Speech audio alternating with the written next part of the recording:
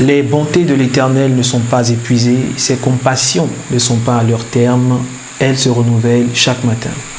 Que la fidélité de Dieu soit votre partage. Je suis le révérend Miezankakou, président de la mission Jeunesse Afrique. Notre mission est de révéler Christ aux nations, de démontrer le surnaturel de Dieu et de transformer les petites herbes en de grands baobabs. Soyez les bienvenus à notre émission, à notre séminaire sur le monde des rêves, partie 3. On a beaucoup de choses à dire. Nous avons beaucoup de choses à étaler, mais j'ose espérer que ces deux dernières émissions vous ont parlé. Aujourd'hui, nous allons clôturer ce que nous avons commencé. Je crois que Dieu nous fera énormément de bien. Le monde des rêves. Nous avons parlé de ceci. Job, le chapitre 33, nous dit que Dieu parle tantôt d'une manière, tantôt d'une autre. Il parle par des songes, par des visions nocturnes. Il parle afin d'enseigner, afin de prévenir, afin d'encourager. Il donne des prophéties en rêve. Et Joël 2,28 a couronné le tout en nous disant que dans les derniers temps, dit Dieu, je répandrai de mon esprit sur toute chair. Vos fils et vos filles prophétiseront. Vos jeunes gens auront des visions, vos vieillards auront des songes. Les songes, les rêves, c'est pareil. Les rêves sont aujourd'hui, en ces derniers temps, un des moyens que Dieu a choisi pour parler et pour se révéler aux humains. Il faut donc que toi, en tant qu'enfant de Dieu, tu rentres dans cette prophétie de Joël 2,28 qui dit que Dieu parle par des songes, Dieu parle par des rêves, il parle par des visions. Ma prière pour toi, c'est qu'au sorti, à la fin de ce séminaire-là, tu aies la capacité de recevoir les songes divins, les songes de Dieu et aussi de pouvoir les interpréter. Nous avons vu qu'il y a 3 sortes de rêves, de façon simple. Les rêves du corps, qui sont les imaginations, qui sont les projets à long terme ou à moyen terme. Nous avons les rêves de l'âme. Les rêves de l'âme, c'est lorsque nous sommes endormis. Nous sommes endormis et nous avons des clichés. Nous avons des scènes dans notre sommeil, des scènes, des images, des sons. Mais ces rêves-là, ce qui fait la particularité des rêves de l'âme, c'est que les rêves de l'âme naissent de la multitude des occupations, la multitude des pensées. Lorsque quelqu'un émotionnellement est touché, quand il dort, l'existence continue. Ce qui le tracasse quand il est éveillé, continue de le tracasser la nuit. Et ces rêves-là n'ont pas forcément besoin d'interprétation parce que ce n'est pas un message qui vient du ciel. C'est juste la continuité, n'est-ce pas, des événements de la vie. Et le 3e niveau, ce sont les rêves de l'esprit. Les rêves de l'esprit sont vraiment des messages que nous recevons du monde des esprits, du monde spirituel. Ça peut être Dieu qui nous parle, comme ça peut être le diable qui veut nous imposer sa pensée. Amen. Et nous avons étayé en long et en large. Pour ceux qui ne nous ont pas suivis, je vous encourage à revoir, n'est-ce pas, les vidéos, le monde des rêves, partie 1, partie 2, pour comprendre. Aujourd'hui, nous allons toucher certains points. Comment éloigner les mauvais rêves? Comment éloigner les mauvais rêves? Donc, les rêves de l'esprit, mais qui ne viennent pas de Dieu. Je tiens à préciser ou à vous rappeler ceci. Un rêve de l'esprit qui est donné par le diable a pour but de détruire l'homme. Détruire l'homme, Satan veut imposer sa pensée. Satan veut imposer sa destinée. Parce que de la même manière que Dieu a une destinée pour vous, pour nous, rappelez-vous, la Bible dit, c'est Dieu qui parlait, il dit, j'ai pour vous des projets de paix et non de malheur. Le diable a aussi ses projets. De même que Dieu a son plan pour l'homme, le diable a son plan pour l'homme. Par les rêves, Dieu nous avertit. Par les rêves, Dieu nous communique des choses. À l'exemple de Salomon, qui a reçu la sagesse à la suite d'un rêve ou dans un rêve. Satan aussi transmet des choses à l'être humain dans des rêves, dans le seul but de le détruire. Nous avons pris l'exemple de Jésus qui, après son jeûne, est conduit dans le désert pour être tenté. Et le diable, arrivé un moment, lui dit, transforme ces pierres en pain, parce que tu as faim. Jésus dit non, l'homme ne se nourrira pas de pain seulement. Le diable continue sa tentation, il le transporte jusqu'au sommet de la montagne. Et quand il le transporte jusqu'au sommet de la montagne, il dit à Jésus, regarde, je vais te donner tous ces royaumes, les royaumes de ce monde. Je vais te les donner. Et Jésus a dit, je vais te les donner si tu t'agenouilles pour m'adorer, si tu t'inclines. Jésus a dit non, on ne doit s'incliner que devant Dieu seul. Mais ce qui m'intéresse ici, c'est le fait que Satan lui montre les royaumes de ce monde. Franchement, quelqu'un ne peut pas monter sur le plus haut mont, la plus haute colline du monde et voir tout le monde entier. Satan a donné un rêve à Jésus. Il n'y a que dans les rêves où nous pouvons défier les lois du temps et de l'espace. Dans un rêve, en une fraction de tiers, nous pouvons être dans plusieurs endroits en même temps. C'est ce que Satan a fait. Donc, j'ai répondu pour dire que le diable peut communiquer des rêves, même aux enfants de Dieu. Tout simplement parce que nous sommes esprits. La troisième dimension de l'homme, c'est l'esprit. Et les informations, les événements qui se trouvent dans le monde spirituel, puisque nous sommes esprits quand nous dormons, notre esprit, n'est-ce pas, est éveillé. C'est la chair qui est faible, mais l'esprit est disposé, c'est ce que Jésus a dit. Quand Jésus dit « la chair est faible, l'esprit est disposé », les gens, quand ils interprètent, ils parlent du péché. Ils parlent du péché. C'est vrai, je n'ai rien contre ça. Mais ce qui est caché derrière ce que Jésus a dit, quand il dit la chair est faible et l'esprit est disposé, il est en train de dire, au contraire même, c'est lorsque vous êtes affaibli que votre esprit est fort. Lorsque vous pensez que vous êtes affaibli, que ce soit dans le sommeil ou la maladie, votre esprit est disposé. L'esprit d'un homme est tout le temps disposé. Maintenant, quel est celui-là qui veille sur ton esprit? Jésus, quand il s'endort du sommeil de la mort, il dit à Dieu, je te remets mon esprit.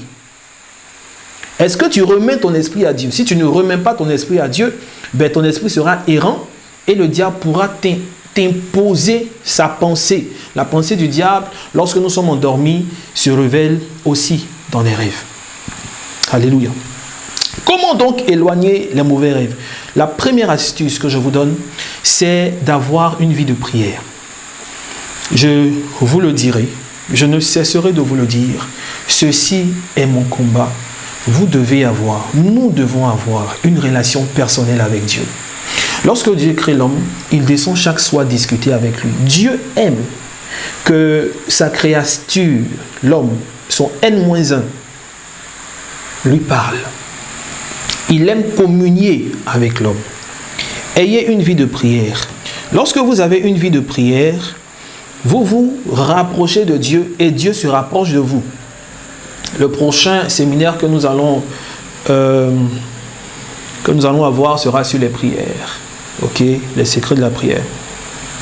Le deuxième point de comment éloigner les mauvais rêves, c'est de gérer vos émotions. Gérer vos émotions. Nous allons lire rapidement un passage. Éphésiens, le chapitre 4, les versets 26 à 27. Je vous lis.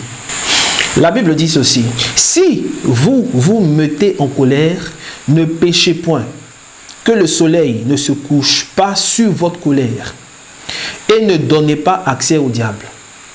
Si vous êtes en colère, ne péchez point. La colère, c'est une émotion. Jésus n'est pas en train de dire de ne pas se mettre en colère. Il n'y a pas un homme sur la terre qui ne se met pas en colère. Mais il est en train de dire que cette colère-là, arrangez-vous pour ne pas qu'il fasse nuit. Il y a deux choses qu'il faut comprendre. La première chose, quand il dit que le soleil ne se couche point sur votre colère, c'est-à-dire étant en colère, ne faites pas descendre les ténèbres. Ne prononcez pas des paroles négatives. Ne vous maudissez pas. Dans la colère, ne prenez pas de décision. Dans la colère, ne dites pas des choses qui vont friser la malédiction. C'est cela, ne pas faire coucher le soleil sur sa colère. La deuxième chose, il est aussi en train de parler de la nuit. Il dit, ne péchez point et que le soleil ne se couche point sur votre colère. Le verset suivant, ne donnez pas accès au diable. Lorsque cette émotion, la colère, n'est pas gérée comme elle doit être gérée, pendant la nuit, quand le soleil se couche, le diable a accès à ta vie par les rêves. C'est pour cela que je vous dis de gérer vos émotions. Je ne vous dis pas de ne pas vous mettre en colère. Je ne vous dis pas de ne pas avoir un sentiment de peine. Vous ne pouvez pas lutter contre ça parce que vous êtes humain. Nous sommes humains. La dimension humaine, c'est normal. Mais sachons gérer. Et qu'est-ce que j'appelle gérer une émotion? Donc, une émotion qui est mal gérée crée des problèmes. Une émotion mal gérée est celle qui crée des conséquences négatives dans la vie de celui qui manifeste cette émotion-là à long ou à court terme. Donc, si la colère, qui est une chose normale à cause d'un certain nombre d'événements, tu es en colère, que tu n'as pas su gérer ta colère, cette colère-là risque de te détruire ou risque d'apporter des conséquences négatives dans ta vie à court, à moyen ou à long terme. Il faut savoir gérer. Si tu gères bien tes émotions, Satan n'aura pas accès à ta vie la nuit. Tes rêves seront protégés. Le troisième point pour éloigner les mauvais rêves, c'est de fermer la porte au péché. Fermer la porte au péché. Fermer la porte au péché. Le péché donne accès libre au diable. Le quatrième point, triez ce que vous entendez et aussi ce que vous regardez. Si vous regardez des choses qui donnent l'accès au diable, il va entrer. Si vous écoutez des choses qui ne donnent pas la vie, il va entrer et il va prendre le contrôle de vos émotions. Et s'il prend le contrôle de vos émotions, votre esprit sera assujetti au diable. Le cinquième point, ne touchez pas au feu étranger.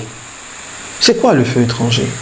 Enfant de Dieu, ne touchez pas à la magie. Enfant de Dieu, ne touchez pas à la sorcellerie. Enfant de Dieu, ne partez pas consulter des gens qui ne font pas de Jésus leur base.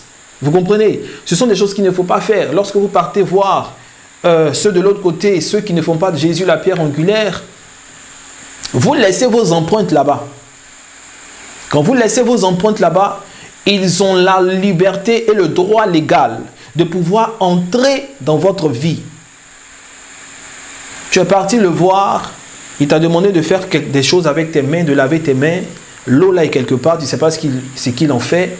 Quand tu rentres même dans son coin, tes pas, vous savez, les pieds sont, dans le monde spirituel, les pieds sont les mains.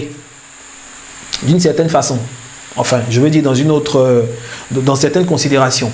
Donc, tu entres avec tes pas, tes empreintes sont là. Quand il va te dire souffle sur telle chose, ton souffle à l'intérieur. Ne touchez pas au feu étranger. Quand vous touchez au feu étranger, l'ennemi peut facilement exploiter vos empreintes et vous fatiguer la nuit. Alléluia. Nous allons maintenant aborder le thème de l'interprétation des rêves. Il est vaste. Il est vaste. Nous allons lire Genèse, le chapitre 40, le verset 8. Je vais lire à partir du verset 7. Alors il questionna les officiers de Pharaon qui étaient avec lui dans la prison de son maître. Et il leur dit, pourquoi avez-vous un mauvais visage aujourd'hui? Il lui répondit, nous avons eu un songe et il n'y a personne pour l'expliquer. Joseph leur dit, n'est-ce pas à Dieu qu'appartiennent les explications? Racontez-moi donc votre songe. Nous comprenons ici Joseph. Joseph fait partie des interprètes, c'est ça? Des interprètes des rêves. Il avait le don d'interprétation de rêves. Joseph et Daniel. Lorsque vous lisez les rêves que lui ont contés ces deux personnes qui étaient en prison avec lui, l'interprétation est extraordinaire. Il y a un parmi qui était les chansons du roi, c'est lui qui pressait, qui donnait à boire, qui servait le vin au roi. Et le deuxième, c'était le boulanger, c'est lui qui faisait le pain. Vous comprenez? Et il y a eu des événements qui sont produits, les deux se sont retrouvés en prison. Les chansons, celui qui sert le vin, dit qu'il a fait un rêve. Dans le rêve, il voit donc la tige d'une vigne, et sur cette tige-là, donc le tronc, il y a 3 branches. Et les 3 branches comportent des grappes de raisin. Il enlève les grappes de raisin, il fait le jus, et dans sa main, il y avait la coupe du roi. Il presse le jus de raisin, donc le vin, et il le donne au roi. Voici son rêve qui ne comprend pas. Le deuxième, qui est le boulanger, a 3 paniers de pain sur la tête. Et voici qu'un oiseau quitte au ciel et vient picorer, vient manger le pain dans l'un des paniers. Interprétation. Lorsque vous lisez l'interprétation de Joseph, c'est extraordinaire. L'interprétation de Joseph n'a rien à voir avec les symboles qui sont dans ce rêve. Regardez l'interprétation qu'il donne. Il dit à l'échanson que les 3 branches que tu as vues signifient 3 jours à compter d'aujourd'hui. Dans 3 jours, tu seras libéré et tu vas reprendre ton service. L'interprétation qu'il donne au boulanger, il dit au boulanger, les 3 paniers représentent aussi 3 jours. Seulement que le panier dans lequel l'oiseau est venu manger le pain est le 3e jour. Toi, au 3e jour, tu vas perdre la vie. Lorsque vous lisez l'histoire, c'est effectivement ce qui s'est passé. Waouh, waouh, waouh. Il n'y a que Dieu seul qui peut révéler la signification des symboles dans un rêve. Alléluia. J'ai noté, Dieu, c'est un cadeau de Dieu. C'est un cadeau de Dieu qui résulte d'une relation personnelle avec lui. Quel est ce cadeau-là? L'interprétation des rêves. L'interprétation des rêves. Dieu déploie la signification d'un rêve à mesure que nous mûrissons dans la compréhension de ses voies. Au fur et à mesure que ta relation avec Dieu prend de l'ampleur, au fur et à mesure que tu te rapproches plus de Dieu, tes rêves vont devenir lucides, enfin pas lucides, mais tes rêves vont devenir compréhensibles. Les énigmes dans les rêves, les symboles dans les rêves seront familiers pour toi. Tu vas les comprendre plus. Lorsque vous êtes loin, très très éloigné de quelqu'un, qu'il est en train de parler à haute voix, vous entendez le son de sa voix, mais vous ne discernez pas ce qu'il dit. Au fur et à mesure que vous vous rapprochez de lui, vous arrivez à percevoir de façon claire et limpide les différentes phrases et les différents mots qu'il emploie. C'est la même chose avec Dieu. Lorsque vous vous rapprochez plus de lui, vous entendez plus clairement ce qu'il dit. Et c'est dans votre relation avec Dieu. L'interprétation des rêves est une manifestation du don de la sagesse. Je vous lis Proverbe le chapitre 1, le verset 5. Que le sage écoute et il augmentera son savoir. Et celui qui est intelligent acquérera de l'habileté pour saisir le sens d'un proverbe ou d'une énigme, des paroles des sages et de leurs sentences. Celui qui est sage, les énigmes et les proverbes ne sont plus un secret pour lui. Et laissez-moi vous dire que quand je parle de la sagesse ici, je ne parle pas de la sagesse de l'homme, des humains. Je parle de la sagesse de Dieu. La sagesse de Dieu, c'est une entité. Il est dit, dis à la sagesse, tu es mon ami, et à l'intelligence, tu es ma sœur. C'est un ange de Dieu. Quand il est avec toi, il t'interprète toutes les énigmes et tous les proverbes. Tous les signes que tu vois dans ton rêve, il te les interprète. Alléluia. Alors, moi, je vais vous donner quelques points. Quelques points pour pouvoir interpréter vos rêves. C'est vrai que je vous dis que l'interprétation des rêves, c'est Dieu qui la donne, mais vous devez être dans une certaine disposition. Le premier point, c'est que lorsque vous faites un rêve, que vous vous levez, écrivez-le. Regardez Daniel. Daniel, le chapitre 7, le verset 1. C'est aussi bizarre, mais ça fait partie du processus. Daniel, chapitre 7, verset 1. La première année de Belchazzar, je vous rappelle que Daniel et Joseph sont les deux qui, de façon extraordinaire, ont démontré leur don d'interprétation de songes. La première année de ce roi-là, Daniel eut un songe et des visions de son esprit pendant qu'il était sur sa couche. Ensuite, il écrivit le songe et raconta les principales choses. Il a écrit. Oui, Daniel, l'un des maîtres en interprétation de rêve, écrivait. Quand vous vous réveillez, écrivez. Soit vous écrivez aujourd'hui à la technologie, vous prenez rapidement votre téléphone sur WhatsApp et vous faites une note vocale. Vous gardez. Si le sommeil vous prend, vous continuez à dormir. Ok? Donc écrivez. Le deuxième point qui peut paraître banal, racontez votre rêve à Dieu. Oui, racontez votre rêve à Dieu. Quand vous vous réveillez, quand le sommeil est parti, que vous vous levez, quand vous avez fini de noter, la première personne à qui vous devez raconter votre rêve, c'est Dieu. Seigneur, j'ai fait un rêve. Dans le rêve, voici ce qui s'est passé. Aide-moi à comprendre. C'est banal, mais je vous assure que c'est ce que je fais. Et c'est ce qui aiguise mon don d'interprétation de rêve. Pendant que vous serez en train de raconter votre rêve à Dieu, vous êtes en train de prier. Pendant que vous êtes en train de raconter votre rêve à Dieu, Dieu peut vous apporter une illumination. Vous savez que nous, les prédicateurs, souvent même le réma de la parole, on l'obtient pendant que nous sommes en train de prêcher. Ceux qui sont des conférenciers, qui sont maîtres de l'art de la parole, ils ne diront pas le contraire. Quand vous êtes en train d'enseigner, vous-même vous recevez des lumières pour vous-même. Et ces lumières-là sont pour vous et vous les dispensez à votre auditoire. Donc pendant que tu es en train de raconter ton rêve à Dieu, oh, il va te donner l'interprétation. Tu vas avoir une lumière, même si ce n'est pas sur le champ, mais tu vas avoir une lumière. Essayez ça et vous me direz. Le troisième point, j'ai noté, les symboles proviennent de la vie du rêveur. Ça veut dire quoi? Lorsque Dieu vous envoie un rêve qui a des symboles, il tient compte de votre géolocalité, de votre ethnie, de votre pays, de vos coutumes. Il tient compte de ça. Le quatrième point, c'est que quand vous faites un rêve, vous devez savoir si vous êtes observateur ou si vous êtes participant.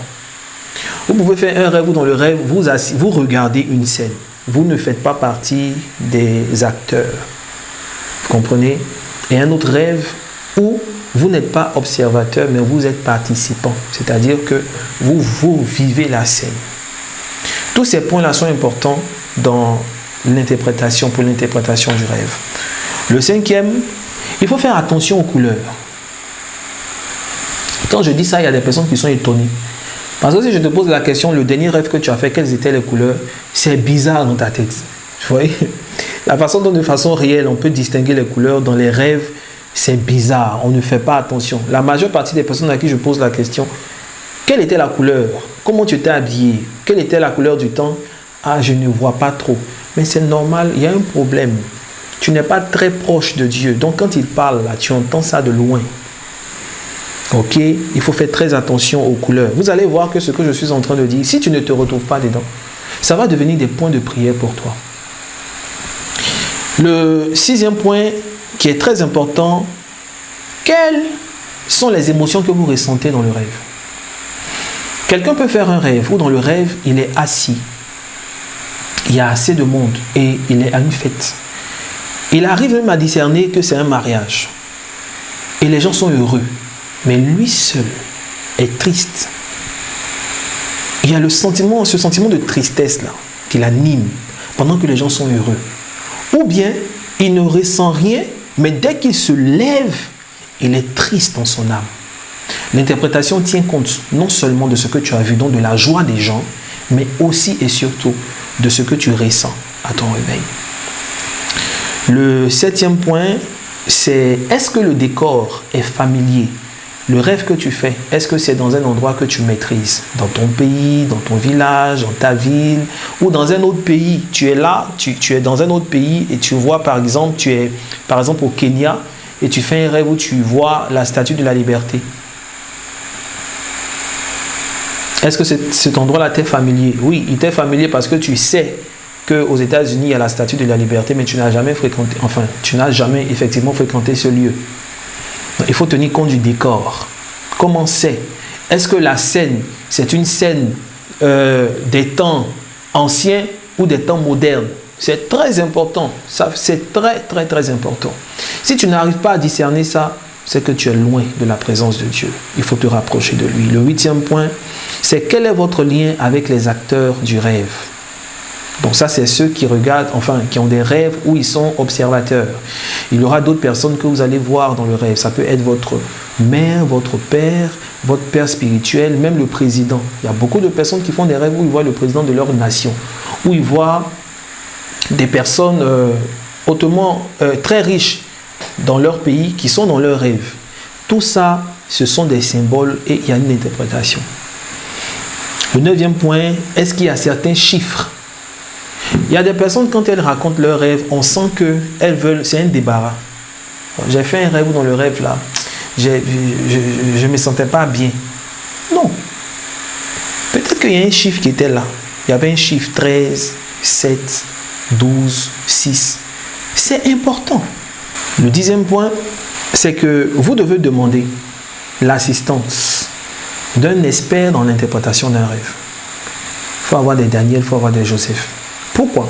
Quand je vous dis l'assistance, je ne suis pas en train de dire, de chercher, de leur dire, quand vous leur demandez tout simplement qu'est-ce que ça veut dire, qui vous donne l'interprétation, vous êtes à l'aise. Non. Le fait de se frotter à des personnes qui manifestent un don, un talent, vous finirez par avoir la même chose. Lorsque vous écoutez l'interprétation d'un rêve, en vérité, c'est la sagesse de la personne que vous écoutez. Lorsque vous prêtez attention à la sagesse de la sagesse que la personne déploie va vous contaminer. Vous comprenez? Nous sommes dans l'univers de l'interprétation des rêves. Je donne beaucoup de points et je prie que Dieu te donne la sagesse et l'intelligence de pouvoir, n'est-ce pas, toi-même placer ces différents points-là dans les cases qu'il faut, ce dont tu as besoin. Le 12e point, et ça c'est très important, ne prenez jamais de décision majeure dans votre vie en vous fondant uniquement sur un rêve. Tu fais un rêve par exemple, dans le rêve là, il y a une scène avec un ami, avec un frère, où dans cette scène-là, la personne ne te manifeste pas de joie. Enfin, je veux dire, la personne est, je vais dire, jalouse de toi. Ok? Ou la personne cherche à te faire du mal. Et toi, quand tu te réveilles net, oh, mon ami là veut me faire du mal. Et tu changes complètement ton attitude vis-à-vis de lui. C'est un danger. Je vais vous expliquer à la séance passée que souvent, quand l'ennemi veut séparer des personnes, quand l'ennemi veut détruire des relations, il peut envoyer des rêves trompeurs. Combien de personnes n'ont pas accusé leurs parents de sorcellerie? Combien de personnes n'ont pas taxé leur mère, leur père de sorcier? À cause d'un rêve ou à cause d'un rêve que quelqu'un a fait. Faites très attention, ne prenez pas de décision suite à un rêve. Il faut analyser. La Bible même dit, ne rejetez pas les prophéties. Mais analysez-les. Quand il y a une prophétie, quand il y a un rêve, il faut analyser, il faut réfléchir, il faut prier. Alléluia. Je vais vous parler un peu des animaux dans les rêves. Il faut prendre en considération ce que la Bible, donc votre connaissance de la Bible sur ce sujet, votre connaissance de la Bible. Il faut prendre en considération aussi votre expérience personnelle. Je suis en train de parler des animaux dans les rêves. Donc votre connaissance de la Bible, nous sommes chrétiens, nous ne sommes pas païens. Donc votre connaissance de la Bible parle des animaux. Votre expérience personnelle et aussi votre domicile géographique et votre propre culture. Je vais vous donner des exemples. Dans un rêve, le taureau peut représenter la colère comme signifier que vous devez faire un sacrifice. Le chat peut symboliser la curiosité. Ou le chat peut symboliser aussi un démon espion. Vous voyez, le chat ne fait pas de bruit. Quand il arrive, tu ne peux même pas savoir qu'il fait de bruit. Donc, il peut représenter un espion, un démon espion ou un espion de la sorcellerie. La colombe. La colombe peut représenter l'annonce d'une bonne nouvelle. Un aigle. Un aigle peut représenter un puissant décollage dans un domaine. Ça peut être dans le ministère, ça peut être dans les affaires. Un aigle que tu vois peut représenter un puissant décollage de tes affaires, de ton business, de ton ministère. Un serpent. La Bible dit, soyez prudents comme les serpents. Voir un serpent, ça ne veut pas dire qu'un sorcier vient forcément te piquer. Ça peut être ça, comme ça peut être la subtilité ou te prévenir qu'il y a un danger. Un danger dans quoi? peut-être tu veux embrasser une carrière ou tu veux commencer un business, tu veux faire quelque chose et le serpent là, vient te dire attention, sois prudent avec les personnes avec qui tu seras. Tes collaborateurs, tes partenaires, il faut être prudent comme le serpent. Mais tout ça, c'est vraiment par révélation que tu vas découvrir. Vous voyez qu'il y a plusieurs façons. Je vais vous prendre le lion. Le lion, il peut symboliser la royauté, n'est-ce pas? On dit le lion de la tribu de Juda. Mais vous vous rappelez aussi que la Bible dit faites attention car l'adversaire, le diable, rôde comme un lion. Il cherche qui il va dévorer. Donc tu peux faire un rêve où tu vois un lion qui est là, qui sourit. C'est le lion de la tribu de Juda qui sourit. Comme ça peut être Satan aussi qui rôde, il t'attend. Vous comprenez? Faites attention.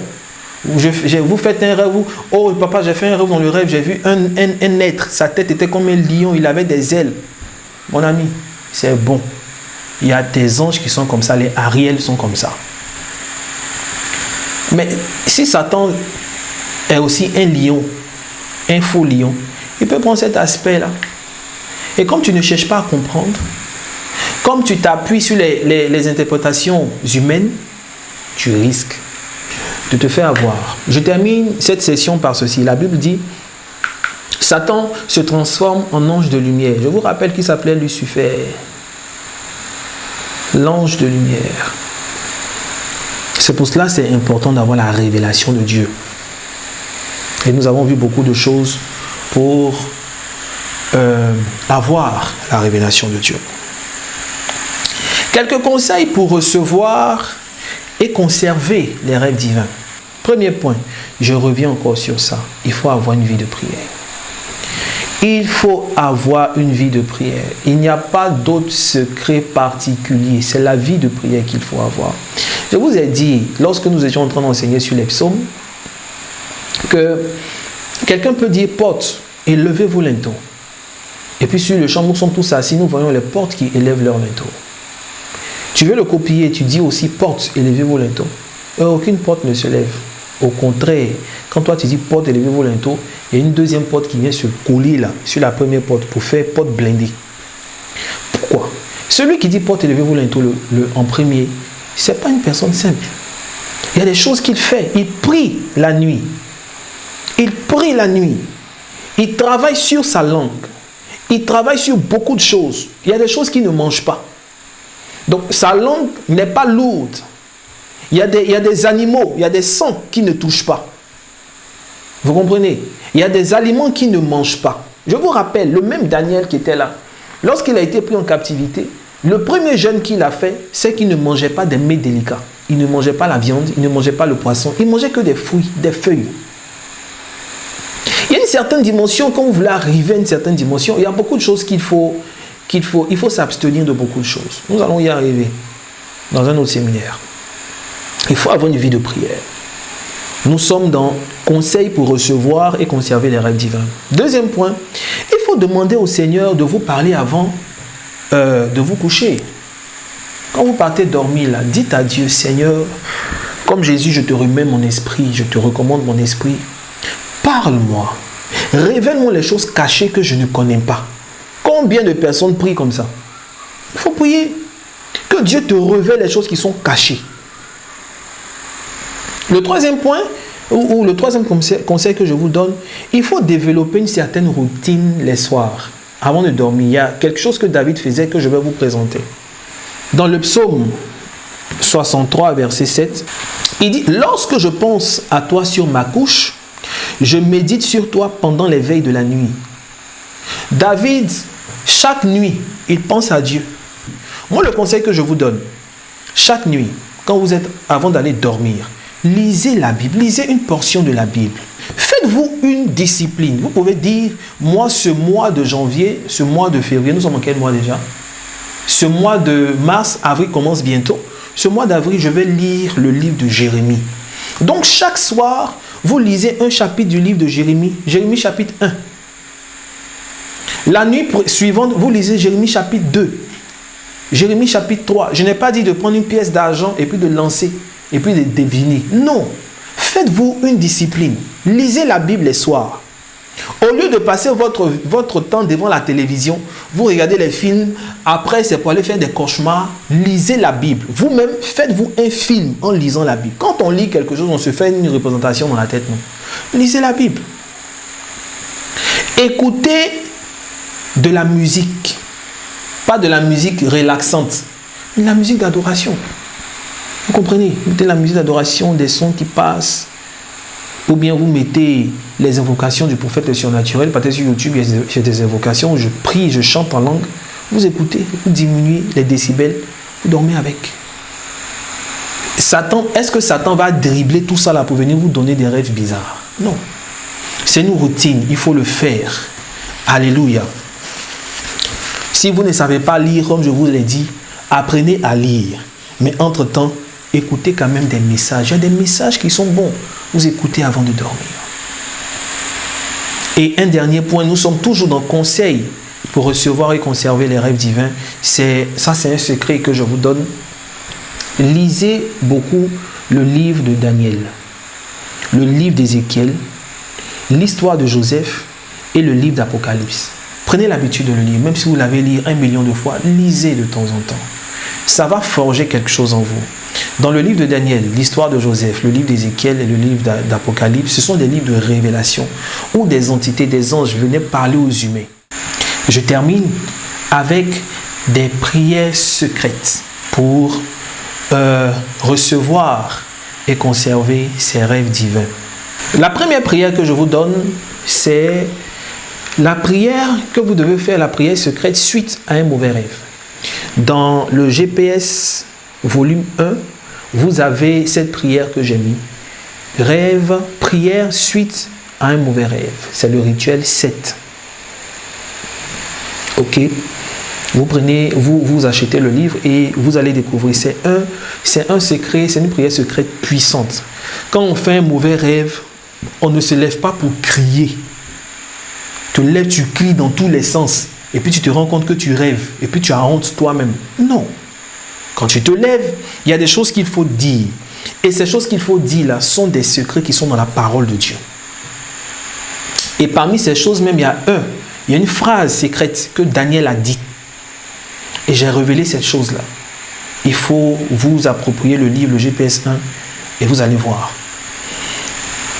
La deuxième prière secrète que je vous donne, c'est la prière de la protection de l'hippocampe. Vous vous rappelez, je vous ai dit que l'hippocampe, c'est un organe qui est dans le cerveau et qui est responsable de la mémorisation des choses, n'est-ce pas? Des paroles, des scènes, même de la... c'est lui qui permet à l'homme de pouvoir se retrouver en matière de repères dans le temps, dans l'espace, etc. L'hippocampe. Il y a une science qui dit que l'atrophie de l'hippocampe est à la base de l'Alzheimer. La maladie où on oublie les choses là. Et il y a des chrétiens, il y a des hommes qui sont victimes d'Alzheimer spirituel. Dieu te révèle quelque chose dans la nuit, tu te réveilles, tu as oublié. Il te dit la nuit, le lendemain, quand tu te lèves, il faut sortir à 10 heures. Toi, c'est à 6 heures tu sors. Et quand il y a quelque chose qui se passe dehors, tu es victime. Il faut prier, il faut conserver, il faut prier. Il faut prier pour son hippocampe. Si vous priez pour ne pas avoir des mains percées, vous priez pour ne pas avoir la malchance, vous devez prier pour votre hippocampe. Et j'ai 2 prières que je vous donne. La première prière se trouve toujours dans le livre Guide de prière secrète, volume 1. Elle va attirer des anges de la catégorie de sagesse pour vous protéger. C'est le rituel 20. Ce rituel-là, je dis, prière pour les étudiants ou prière pour ceux qui font des efforts intellectuels. Si vous pratiquez cette prière-là, elle devient une coutume pour vous, vous la murmurez chaque fois. Vous allez voir que les anges de la catégorie sagesse vont venir et ils seront vos alliés. La deuxième prière que je vous donne pour la protection de l'hippocampe, c'est la suivante. C'est une prière vraiment puissante que j'ai reçue par révélation. Que j'ai reçue par révélation pour moi-même et aussi pour aider beaucoup de personnes. D'abord, il faut prier, prendre autorité sur les démons qui sont logés dans la tête. Il y a des démons qui sont logés dans la tête. Hein. Ils sont logés là-bas pour voler les idées ou pour bloquer la réflexion. Prenez autorité sur les démons et chassez-les. Ces démons-là ont la forme et ont le visage des singes. Ils sont agrippés sur la tête, sur le cerveau, et ils grignotent. Ils mangent un peu les choses. Prenez autorité sur ces démons et chassez-les. Assieds-toi, impose-toi la main, et puis ordonne que ces démons libèrent ton système de pensée, libèrent ton cerveau. Au nom de Jésus, nous avons autorité sur eux. Faites-le pour vous-même et faites-le pour vos enfants. Faites-le. Prenez autorité. La prière suivante, toujours pour la protection de l'hippocampe. Prenez une feuille blanche. Vous écrivez au bas de la feuille votre nom. Maintenant, vous divisez la feuille en deux. Quand vous divisez la feuille en deux, il y a le côté droit et le côté gauche qui vont symboliser les deux parties de votre cerveau. Vous savez que le cerveau est divisé en deux hémisphères. La partie gauche, vous allez écrire le psaume 119, les versets 34 à 40. Je vais vous faire un récapitulatif après. Quand vous prenez le psaume 119, je vais vous révéler quelque chose.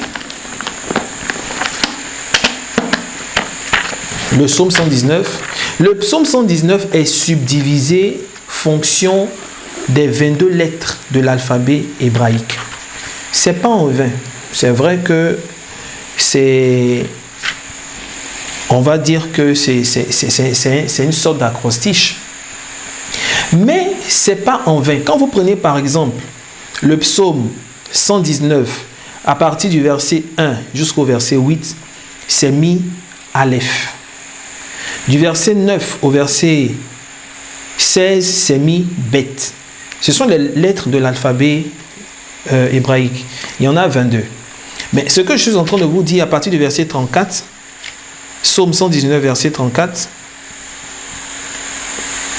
34 à 40, c'est le He.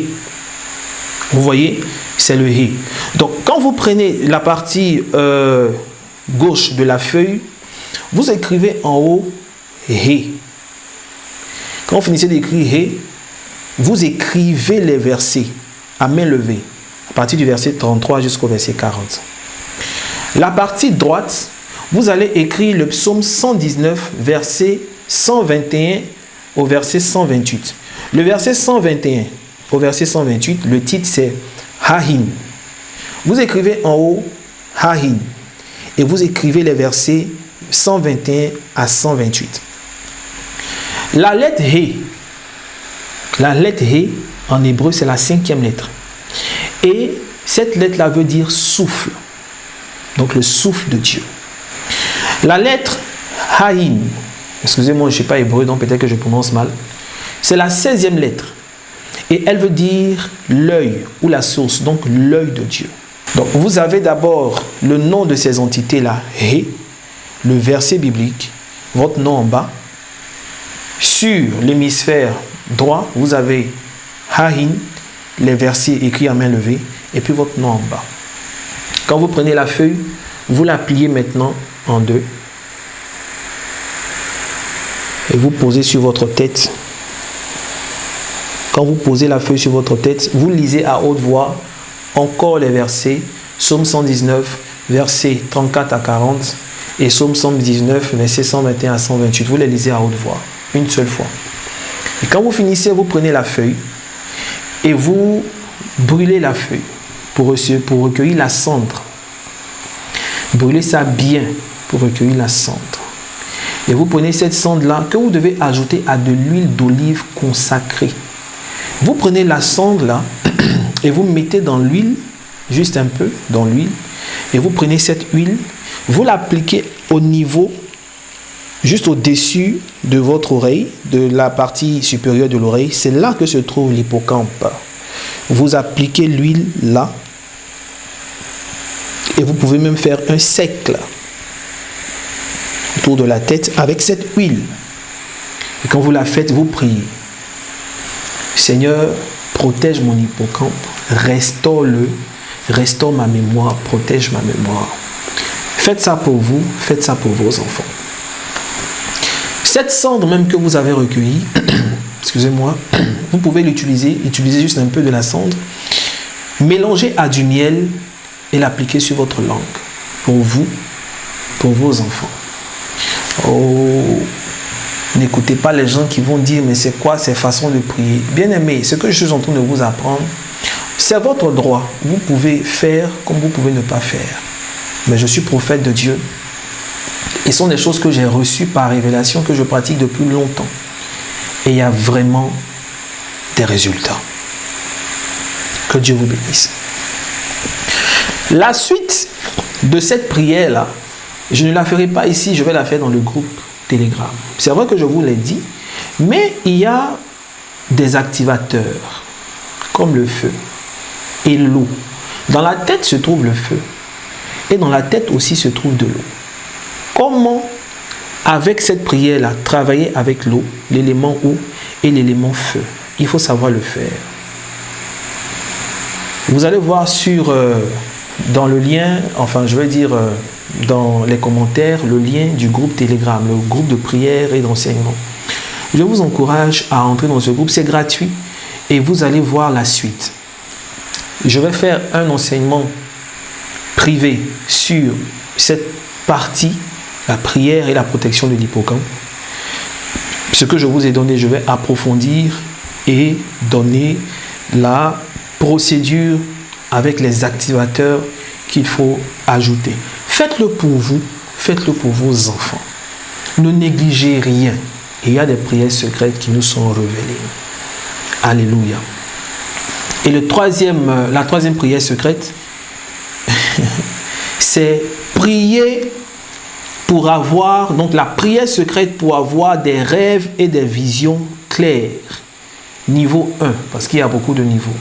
Il y a des prières secrètes pour avoir des rêves clairs et des visions claires. En d'autres termes, des prières secrètes pour pouvoir se connecter à la fréquence des rêves divins. Niveau 1. Ça, je vais le dévoiler dans le groupe. Tous ceux qui seront dans le groupe, nous aurons une session spéciale. Que Dieu vous bénisse. Bientôt, nous aurons une école, une masterclass, la caverne des prophètes. La caverne des prophètes.